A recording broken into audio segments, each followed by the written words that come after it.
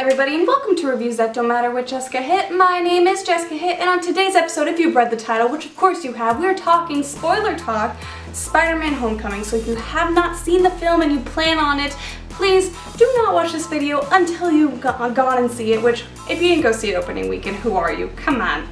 So I really enjoyed Spider-Man Homecoming. I will say that I think it's my favorite Spider-Man film, and I am one of those people who, for some reason, never quite got into the Sam Raimi Spider-Mans. The first one's pretty good. The second one, I honestly cannot remember a damn thing about it. People love that movie, and I don't remember it at all.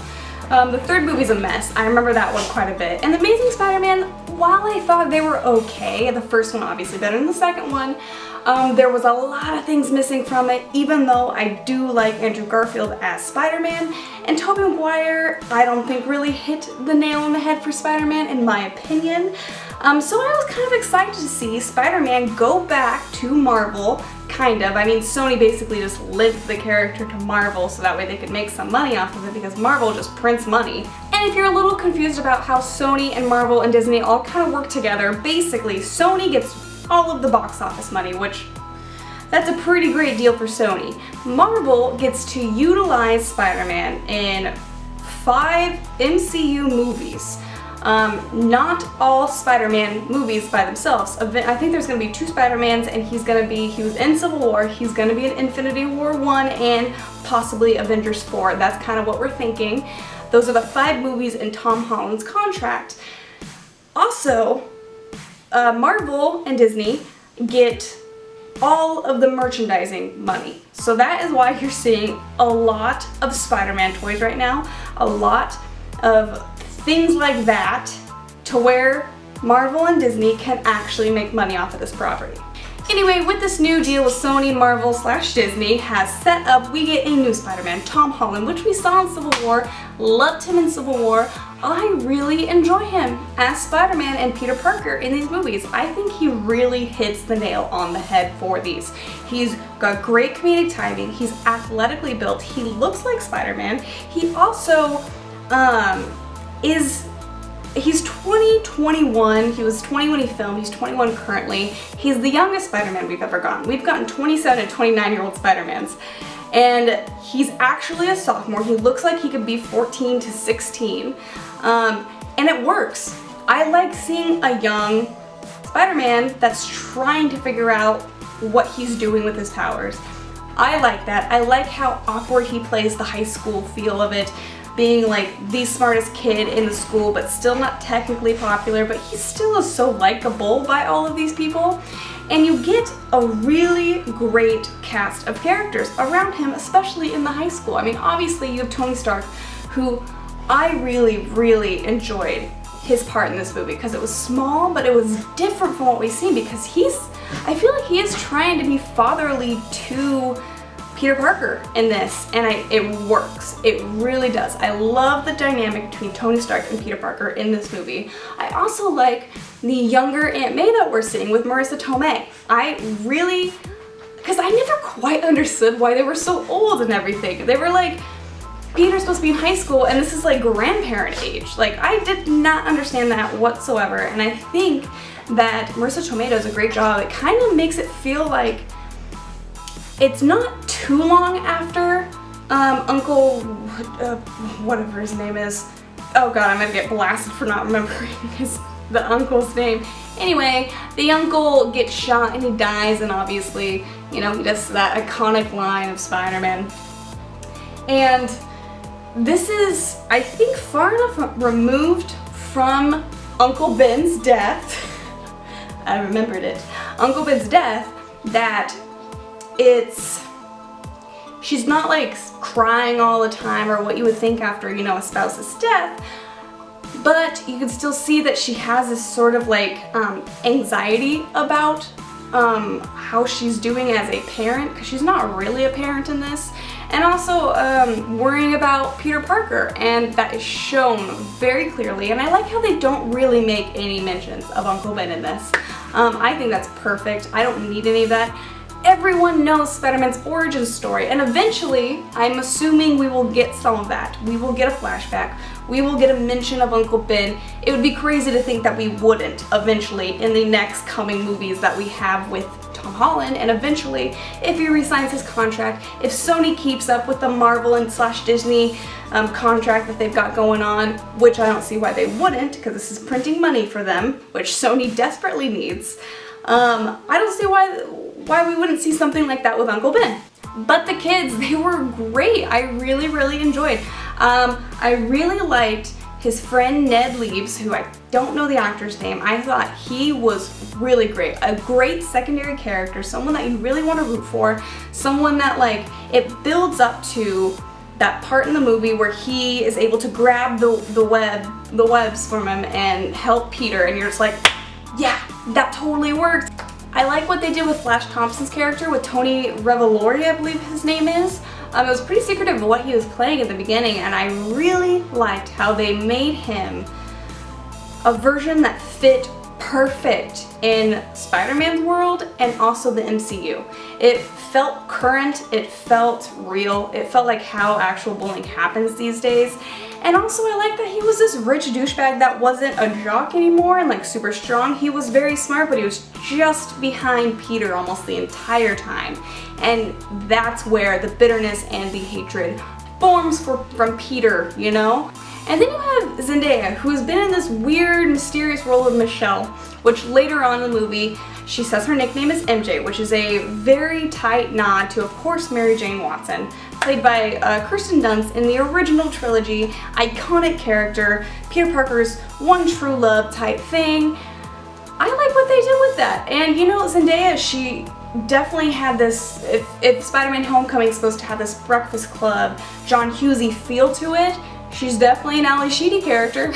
In this movie, honestly, it has three standouts. Obviously, Tom Holland. Really quick, I want to mention Donald Glover. I loved him in this. I thought it was just like, he had a very, very small role, but it was so much fun. And also, it was a nice little nod to Miles Morales, which, you know, we're kind of sort of getting in cartoon form in December. But, of course, this movie had Michael Keaton. And I love Michael Keaton. He was a great villain, in my opinion. He played a villain that was sinister, no pun intended, that was understandable in a way. Like, I really, when he was in the Vulture costume, I was like, that's kind of a terrifying villain. Like, the music that they played, the sounds that the machine made, the way he spoke, the way he just looked in general, it felt like a villain. And then you have him in his home life, which is one of the best reveals. Well, it is the best reveal that MCU's ever had, but it's a great reveal in movie history. That's kind of a strong thing to say, but a cinematic moment to remember. Michael Keaton was Liz Harris' dad, who Peter Parker was going to Homecoming with. Like, this realization on Peter's face, because he's seen the Vulture's real face, his freak out moments, and he's supposed to be super excited because he's taking Liz, his longtime crush, to Homecoming, and he sees this guy. Like, oh my god, that is crazy. And honestly, the scenes that have just Tom Holland and Michael Keaton as their like regular human characters are dynamic. They're so much fun. Those are the parts that make this movie great. And it leads into this really great layered fight between these two, who Michael Keaton's character has this sort of respect for Spider-Man, even though he's been trying to stop him this entire time. He's still earlier, I think a couple weeks ahead of that, saved his daughter in the freaking Washington Memorial when it was crashing down, so he has some respect for him. And at the same time, you have Peter Parker, Tom Holland, thinking, you know, this is this girl that I've been crushing on this entire time since her dad. This is, if I catch him, if I stop him, if he goes to jail, this is also ruining her life. Like, there's so many layers to this that I loved so much. And I think this end sequence, pretty much from the moment that Tony Stark took away the Spider-Man suit from Peter Parker, and Peter Parker kind of went back to his normal life, and restarted everything and started to become happy again, and then was gonna be normal, go to homecoming, and then that happened. That's when the movie got so good to me, because you know, even in the ferry boat part, like, it was exciting, but it's still like, it wasn't really getting me like I wanted it to get me.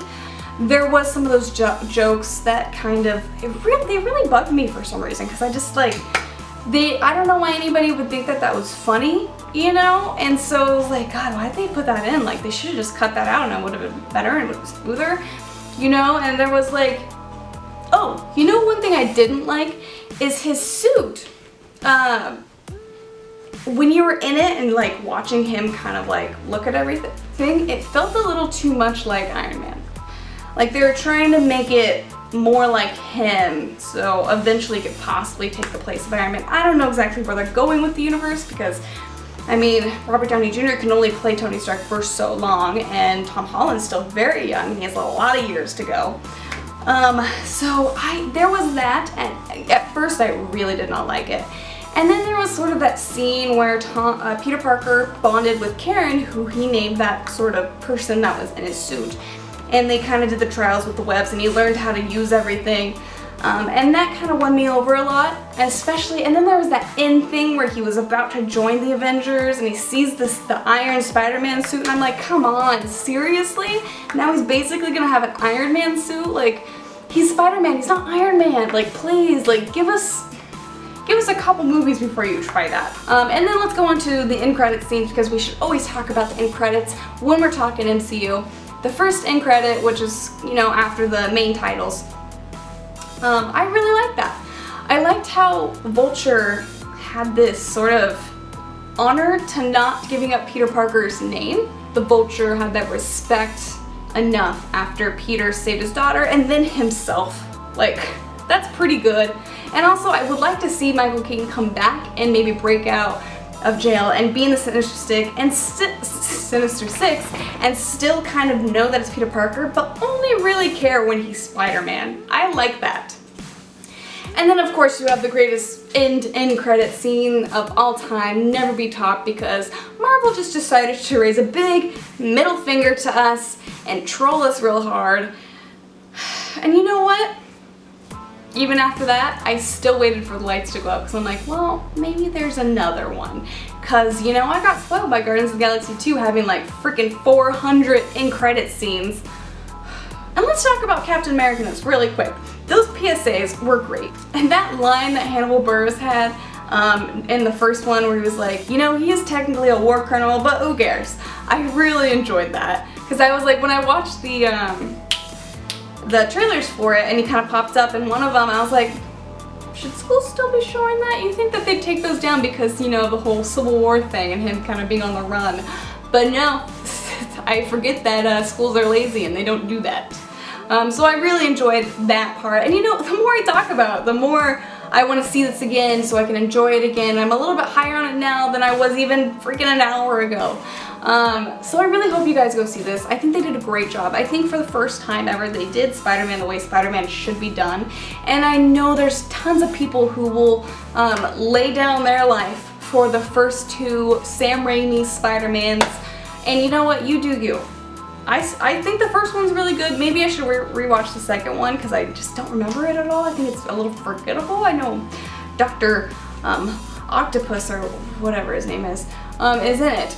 But you know, I'm okay with Tom Holland as my Spider-Man. That's my Spider-Man. So I'm gonna go now. I hope you guys liked the video. If you did, give it a thumbs up. Comment down below what were your favorite parts about Spider-Man Homecoming. What were your least favorite? Maybe you did not enjoy this as much as a lot of people are enjoying this. I totally get that point of view. Like, I do, because there were parts of it that I was just a little bit not so high on. Also, if you like this review and you want to see more of it, I make reviews Monday, Wednesday, Friday. Most of the time. I was a little off this week, or last week, but you know, I'm back on, so get ready to see me Wednesday. I'm gonna finish my Westworld finale, and you know what? You know what we're doing on Friday? We're talking about Game of Thrones, because the new season is gonna start, and you know what?